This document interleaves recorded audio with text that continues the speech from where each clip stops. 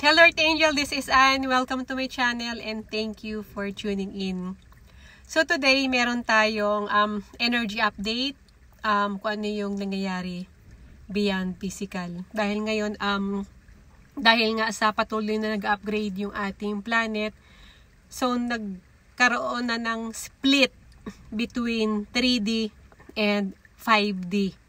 So meaning, yung mga tao na naiwan doon sa 3D or old paradigm, so sila yung mas, alam mo yun, yung ramdam nila yung fear, yung worries about kung ano yung mga nangyayari sa paligid, kung ano yung mga, tulad ngayon na meron tayong mga naririnig na panibagong parating na virus after ng corona. So sila yung mga tao na nagbabibrate doon sa fear and worries at kung ano yung mga nababalitaan natin. So, nagkikreate tayo ng maraming negative energy. Sila yung mga, alam mo yun, yung hindi feeling safe. So, yun yung mga tao na naiwan sa 3D or third dimension or old earth. And then, yung mga tao naman na mas pinili nila na mag-upgrade or let's say masasabi natin na they are chosen na makapasok sa 5D or higher frequency new earth. So sila naman yung mga nag-level up ng awareness na instead na may stuck sila doon sa fear vibration or sa worries, so mas pinili nila na mag-upgrade para ma-let go yung mga lower frequency or yung mga, yun yung mga nagpapababa sa atin, yung lower frequency activity and lower frequency mindset. So, ang ano dito is, let's say meron kayong kasama sa bahay or yung family ninyo or kasama sa work, pero mostly kasi affected yung mga nakakasama natin sa tahanan, lalo na kung meron tayong pamilya na na-stuck doon sa 3D. At ikaw naman is isa ka doon sa nag-upgrade or nag-raise ka ng frequency. So, ramdam mo yung, alam nyo yung feeling na magkasama kayo sa isang bubong, pero hindi nyo sila feel. So, paano yun? Paano yung, ano yun? Paano yung, ano yung mararamdaman nyo or paano siya nag-work? Kasi ang frequency, hindi mo siya nakikita. It is beyond physical. So, para siyang, alam mo yung naka-turn on yung lights, pero hindi mo feel na may tao doon sa loob ng bahay. Or, ano ba yung example natin para mas madali nyo maintindihan? Alam nyo, magkasama kayo sa isang bahay pero walang spark. Or, ito, nandoon sila physically.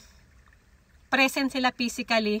Pero, mentally, emotionally, and spiritually, they are absent. Kasi nga magkaiba yung level ng consciousness, magkaiba yung level ng awareness, at magkaiba kayo sa energy, resonance, or sa frequency.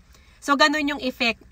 Not like pag very connected kayo in energy level or in a frequency level, kahit gaano pa yan kalayo, kahit sabihin mo na 5,000 miles away.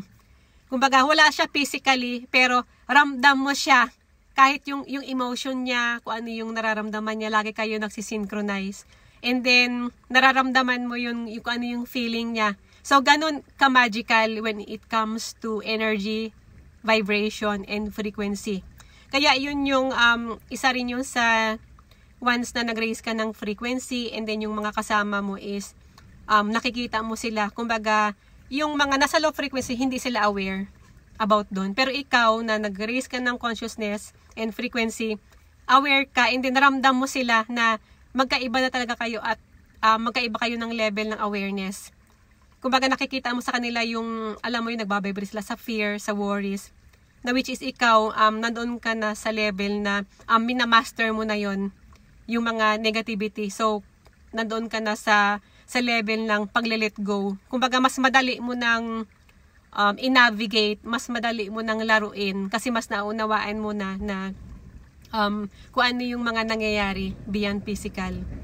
So, ang masakit lang doon kasi being being human, syempre meron tayong emotion, and then nakikita natin yung pamilya natin na gusto man natin tulungan, pero wala tayong magawa kasi nga yung level ng awareness nila is hindi makasabay sa atin.